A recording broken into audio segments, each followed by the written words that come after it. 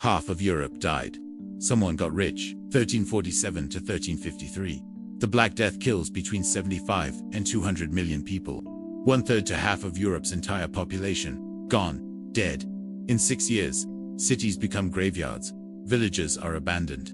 Entire families wiped out overnight. Bodies pile in the streets because there's no one left to bury them. It's the worst catastrophe in human history. The apocalypse. The end of civilization. But here's what they don't teach you. While most people were dying, some people were getting rich. Insanely rich. Generational wealth built on plague corpses. And these weren't lucky survivors. These were people who saw the plague and thought, opportunity. Doctors charging 10 times normal rates to treat the dying. Landlords evicting plague victims to rent to the wealthy. Merchants hoarding food and selling it at starvation prices. Church officials selling fake cures and salvation. And the craziest part, the Black Death didn't just make individuals rich. It destroyed feudalism, created the middle class, launched the Renaissance, built modern capitalism. The worst disaster in history was also the greatest economic revolution. This is the story of who profited from the apocalypse, how death created wealth, and why every economic crisis follows the same pattern. The majority suffer while a small group gets obscenely rich. Stay with me, because what happened during the Black Death is happening right now. Same playbook, same winners, same losers. Let's start with how the plague actually worked economically. Not the disease. The economics before 1347. Europe has roughly 75 million people. Population has been growing for 300 years. This creates a massive labor surplus. What does labor surplus mean? Workers are cheap, peasants are disposable. If a serf complains about conditions, there are 10 others desperate to take his place. Feudal lords have all the power. They own the land, set the wages, control food supply. Workers have zero bargaining power. A typical peasant works 6 days a week for a lord, gets to keep maybe 20% of what he produces, pays taxes, pays church tithes, lives in poverty, dies young, but he can't leave. He's bound to the land. Serfdom isn't slavery, but it's close. You're born a peasant, you die a peasant. No escape. This system works because of labor surplus. Too many workers, not enough land. Then the plague arrives. Ships from the east reach Sicily. They carry rats. The rats carry fleas. The fleas carry Yersinia pestis, the bacteria that causes plague. Within months, it spreads across Europe, and it kills with terrifying efficiency. You get a fever, then black swellings in your groin and armpits. Then you start bleeding internally. Then you're dead. 3 to 7 days from infection to death, and it's incredibly contagious. One person infects their family. The family infects the neighborhood. The neighborhood infects the city. By 1353, 1/3 to half of Europe is dead. 25 to 50 million people, gone. But here's what's crucial. The plague doesn't kill randomly. It kills the poor disproportionately. Rich people can flee cities. They have country estates. They can isolate. They can afford better nutrition, which helps survival. Poor people are trapped in crowded cities, malnourished, living in filth. They die in massive numbers. So the labor surplus disappears overnight. Suddenly, there aren't enough workers. Not enough peasants. Not enough craftsmen. And this changes everything. The plague is ending. Europe is devastated. But something strange is happening. Surviving workers are making demands. A peasant walks up to his lord and says, I want double wages. And I want to keep half of what I produce. And I want Sundays off. The lord is furious. You can't demand this. I'll find another worker. The peasant smiles. Good luck. There are 3 other lords who want to hire me. I'm going to whoever pays best. This has never happened before. For 800 years, peasants had no bargaining power. Now they have all the power. Why? Supply and demand. There's half as many workers, but the same amount of work. Labor, scarcity. And the lords can't do anything about it. They need workers to farm the land. No workers means no harvest. No harvest means starvation. So wages explode. In England, agricultural wages double within 5 years. By 1370, they've tripled. A peasant who made 2 pence a day now makes 6 pence. It's the greatest wage increase in history. But it's not just wages. Workers start demanding freedom. They refuse serfdom. They say, pay me as a free laborer, or I leave. And they do leave.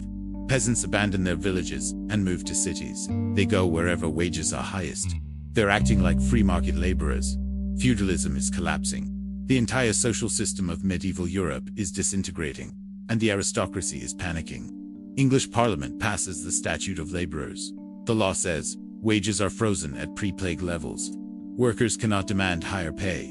Workers cannot leave their villages. It's an attempt to preserve feudalism by law. But it doesn't work, because economics beats legislation. Lords need workers desperately, so they secretly offer higher wages. They poach workers from other estates. They ignore the law, because following it means economic suicide. Workers know this, so they continue demanding more, and getting it. By 1380, England is in crisis. The aristocracy's wealth is collapsing. Peasants are living better than they have in centuries. And then comes the final explosion, the Peasants' Revolt of 1381. 60,000 peasants march on London. They're not starving rebels. They're relatively prosperous workers demanding even more rights. Their leader, Wat Tyler, makes demands: abolish serfdom completely, redistribute church lands, reduce rents to pre-plague levels. The revolt is crushed militarily, but economically, the peasants win. Within 50 years, serfdom mostly disappears in Western Europe. By 1450, the majority of English workers are free wage laborers. The plague killed feudalism, created free labor markets, started the rise of the working class. But here's who got rich: the workers who survived, and the lords smart enough to adapt. Let me show you the real profiteers. Now let's talk about the people who got really rich. Not through labor, but through opportunism. The doctors. Before the plague, doctors are low status. They're basically barbers who occasionally set bones. They make modest livings. During the plague, they become rock stars. A plague doctor in Florence charges 10 gold florins per house visit. That's 6 months' salary for a craftsman. And desperate people pay it. Why? Because people are terrified. They'll pay anything for hope. Are the doctors effective? No. Their treatments are insane. They prescribe bleeding, which weakens patients and kills them faster. They recommend sitting near sewers, which exposes you to more disease. They sell plague prevention amulets that do nothing. But they're the only option. So they make fortunes. Many plague doctors retire insanely wealthy. They buy estates. Enter aristocracy. Their descendants become noble families. They got rich by exploiting death. The landlords. The plague creates a massive housing surplus. Half the population is dead. Their homes are empty. You'd think rents would collapse, right? Supply and demand. But some landlords do something clever. They evict plague victims and their families immediately. Then they renovate and rent to wealthy survivors at premium prices. Plague-free housing. That's the marketing. They're creating artificial scarcity by keeping properties off the market, only renting to the rich, who can pay enormous rates. And it works. Wealthy survivors are desperate for safe housing. They pay 3 to 5 times normal rent. Landlords who do this become incredibly rich. They're not providing more housing. They're just charging more for existing housing by exploiting fear. The food merchants see the plague and realize this is going to create shortages. So they start hoarding. They buy up grain, salt, preserved meat. They store it in warehouses. As the plague kills farmers and disrupts supply chains, food becomes scarce. And the merchants who hoard it, they sell at 10 to 20 times normal prices. People call them profiteers, monsters. They're literally charging starvation prices during an apocalypse. But they defend themselves. We're not creating the shortage. We're just responding to market conditions. Many cities try to regulate food prices. Venice executes grain hoarders. Florence bans price gouging, but enforcement is impossible. Officials are dying. Institutions are collapsing. And the merchants have money to bribe whoever survives. So they keep hoarding and profiteering. And they become the wealthiest merchant class in European history. The church, the Catholic Church, might have been the biggest profiteer of all. Before the plague, the church is rich. But during the plague, they become obscenely rich. How?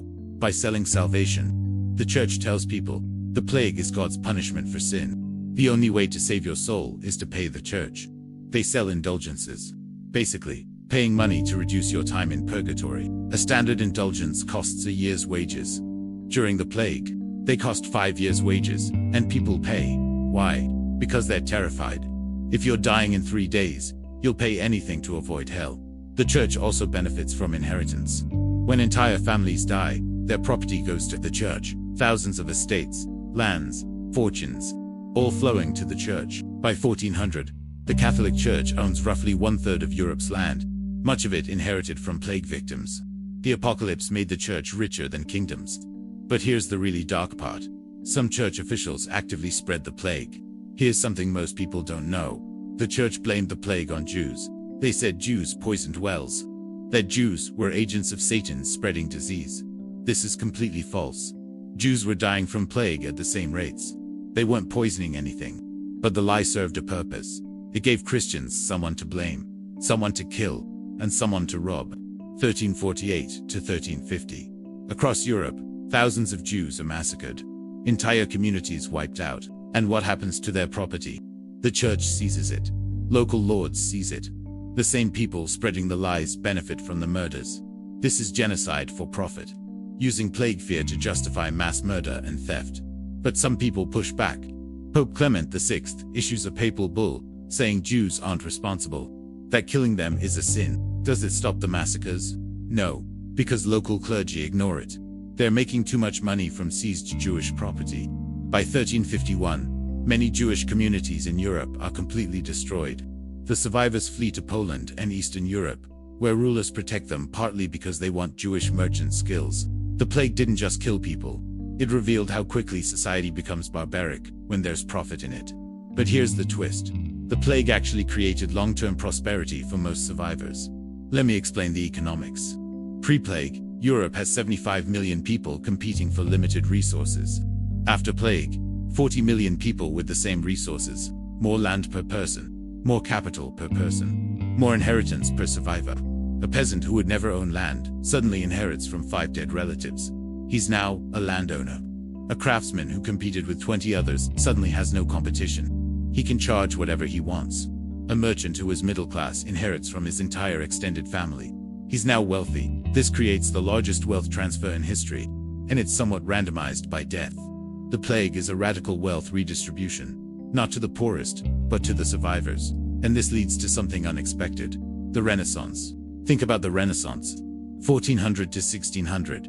Explosion of art, science, culture, innovation. Why did it happen? Standard answer: rediscovery of classical knowledge, printing press, humanism. True, but there's an economic reason no one talks about. The Black Death created the middle class. Before the plague, Europe has rigid classes. Nobility at top, peasants at bottom, tiny merchant class in middle. After the plague, suddenly there's a huge middle class. Former peasants who became landowners, former laborers who became craftsmen, former apprentices who became masters. These people have disposable income. They're literate. They want art and books and culture. This creates a market for Renaissance products.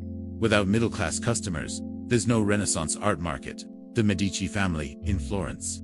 Their wealth comes from banking. But their banking clients are the new middle class, created by post-plague prosperity. The printing press.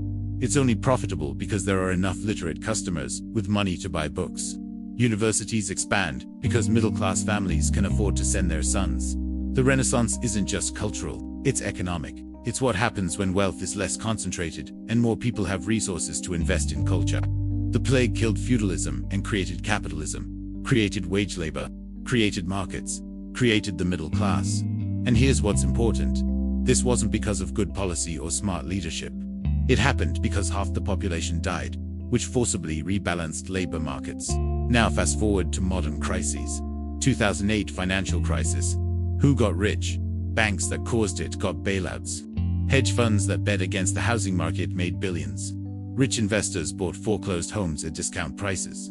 Working people lost homes, jobs, savings. The wealthy got richer. 2020 pandemic. Who got rich? Tech billionaires. Amazon. Pharmaceutical companies. Asset owners, as stock markets soared from money printing. Working people lost jobs. Small businesses closed. Wealth inequality increased. Same pattern. Every crisis, the majority suffers. A small group profits enormously. The difference is, medieval workers had more bargaining power than modern workers. Because labor scarcity was real and couldn't be solved quickly. Today, companies just automate, outsource, import cheaper labor. Workers have less power even when supply is reduced. We have the crisis part of the Black Death pattern without the worker empowerment part. So here's what the Black Death really teaches us. Crises don't affect everyone equally. There are opportunities for those positioned to exploit them. The plague killed half of Europe. But the survivors who acted strategically, doctors, merchants, landlords, became generationally wealthy. The workers who survived gained bargaining power temporarily. That power created the middle class, ended feudalism, and launched the Renaissance. But the transition was brutal. Thousands of Jews murdered for profit. Food hoarded while people starved. Church selling salvation at extortion prices. The powerful using crisis to increase control. Sound familiar? Every economic crisis follows this pattern. Disaster hits majority, suffers small group, sees opportunity. That group profits enormously, power structures shift, new normal emerges. The question is, who benefits from the shift? After the Black Death, workers benefited. Labor scarcity gave them power they'd never had. It took a catastrophe, but they won economic freedom. After 2008 and 2020, the wealthy benefited. They bought assets cheap, got government bailouts, consolidated power, while everyone else struggled. The mechanism that made workers powerful after the Black Death: labor scarcity creating bargaining. Power doesn't work the same way anymore. Technology, globalization, and automation mean labor scarcity doesn't translate to worker power like it did in 1350. So we get the crisis. We get the profiteering. We get the wealth concentration. But we don't get the worker revolution. We don't get the power shift. We don't get the Renaissance. We just get richer rich people and poorer poor people.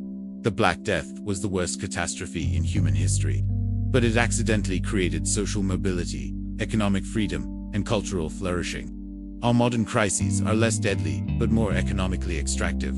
The powerful have learned to profit from disaster without losing control. They've figured out how to get Black Death returns without Black Death risks. What do you think? Are modern crises creating opportunity or just consolidating power? Can workers ever have Black Death level bargaining power again? Drop your thoughts in comments. Because 700 years ago, half of Europe died and the survivors built the modern world. Today, a fraction die and the wealthy build bigger empires. Same crisis, economics. Different outcomes. The plague doctors got rich treating a disease they didn't understand with methods that didn't work. The consultants get rich solving crises they often helped create with solutions that benefit themselves. The merchants got rich hoarding food during starvation. The hedge funds get rich shorting markets during collapse. The church got rich selling salvation during apocalypse. The tech companies get rich selling convenience during isolation. Every crisis has profiteers. Always has, always will. The question is whether the crisis also creates power shifts that benefit everyone else. After the Black Death, it did. After modern crises, it doesn't. Maybe we need to learn from 1350. Not the death part, the aftermath part. When workers had power because they were scarce and essential. When wealth was redistributed because half the aristocracy died. When the system had to change because the old one literally couldn't function anymore. We can't recreate labor scarcity through plague. But we can create it through organization, solidarity, and collective bargaining. The Black Death gave medieval workers leverage. Modern workers have to build it themselves. Otherwise, the next crisis will just make rich people richer, while the rest of us survive. And unlike the Black Death, there won't be a renaissance waiting on the other side. Just more inequality, more extraction, more of the same. The plague profiteers won by accident of survival and ruthless opportunism. Modern profiteers win by design and systemic capture. Choose your catastrophe.